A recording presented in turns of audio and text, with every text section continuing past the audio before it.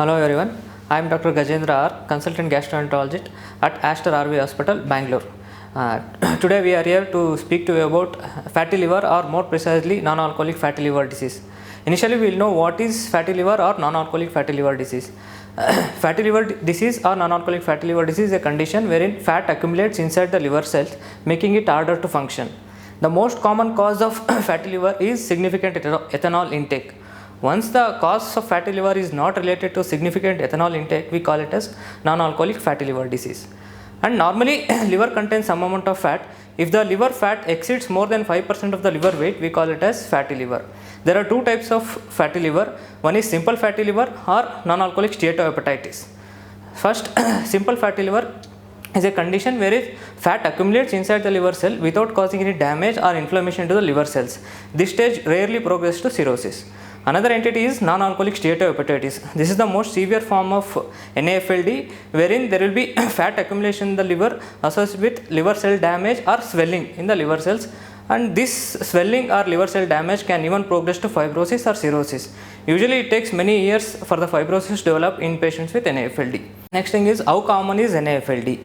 In the Western countries, it is the most common cause of chronic liver disease, accounting up to 25% of the population, whereas in India it is as high as 32%. Next thing is, what are the symptoms of NAFLD? Usually NAFLD has no symptoms. However, the patients present to us with symptoms, they usually present to us with vague right upper quadrant pain or fatigue.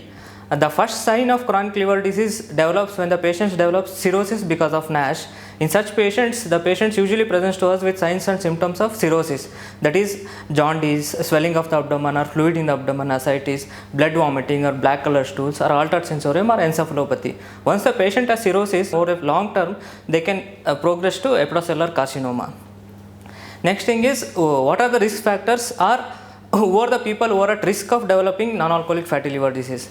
The patients who are at risk of developing non-alcoholic fatty liver disease are the patients who are obese, overweight, uncontrolled diabetes mellitus, uncontrolled cholesterol levels, or one more major important entity is metabolic syndrome. Metabolic syndrome consists of obesity, hypertension, increased triglycerides levels, or impaired sugars. These are the patients who are more likely to develop NASH.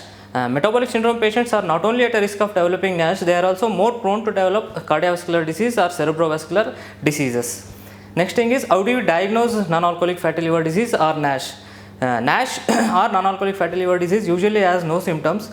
It usually comes to a medical attention when the tests are done for other causes. Like for example, patients present to us with ultrasound report of fatty liver or abnormal blood test, that is abnormal LFT, wherein there will be increased SGOT, SGPT on routine blood investigations. When such patients present to us, we have to do other blood tests to rule out other causes of fatty liver or NASH, like hepatitis B, hepatitis C, or even cholesterol levels. Next thing is imaging. Either ultrasound or CT will tell us about the fat accumulation in the liver. However, it will not differentiate the other causes of NASH. Hence, next investigation is liver biopsy. However, other tests can identify the fat accumulation in liver. Liver biopsy is required to confirm the diagnosis. Liver biopsy not only tells us about the diagnosis of NASH, it also tells us about the stage of fibrosis or whether the patient has developed cirrhosis.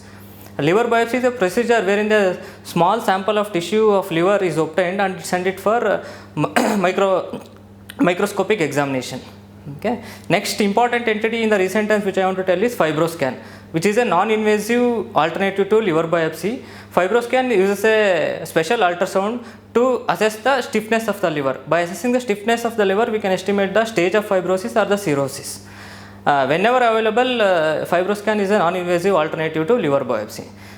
Next thing is, how do we manage these patients? How do we treat these patients with non-alcoholic fatty liver disease or NASH? Main important thing in the treatment of NASH or non-alcoholic fatty liver disease is weight loss by combined effort of healthy diet and physical activity or exercise.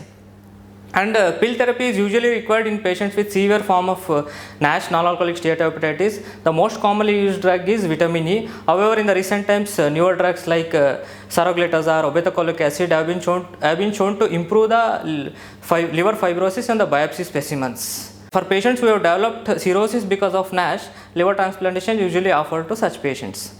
Next thing is, take home message are what are the tips to maintain a healthy liver. First and most important thing is weight loss. that is 10% of weight loss of the body weight is usually desirable. And maintain a healthy diet, avoiding refined sugar, saturated fatty acids or high calorie diet, and yoga, meditation and regular physical activities, and avoiding of toxins, that is alcohol intake. And one more important take home message we want to tell for all fatty liver patients is, all fatty liver patients should undergo fibroscan to assess the stage of fibrosis and start treatment early to prevent the further progression of cirrhosis or its complications. Here at Aster RV Hospital, we have all the facilities for the treatment of patients with non-alcoholic fatty liver disease, non-alcoholic steatohepatitis, NASH or even cirrhosis. Here at Aster RV Hospital, we have a good team of gastroenterologists for the treatment of such patients.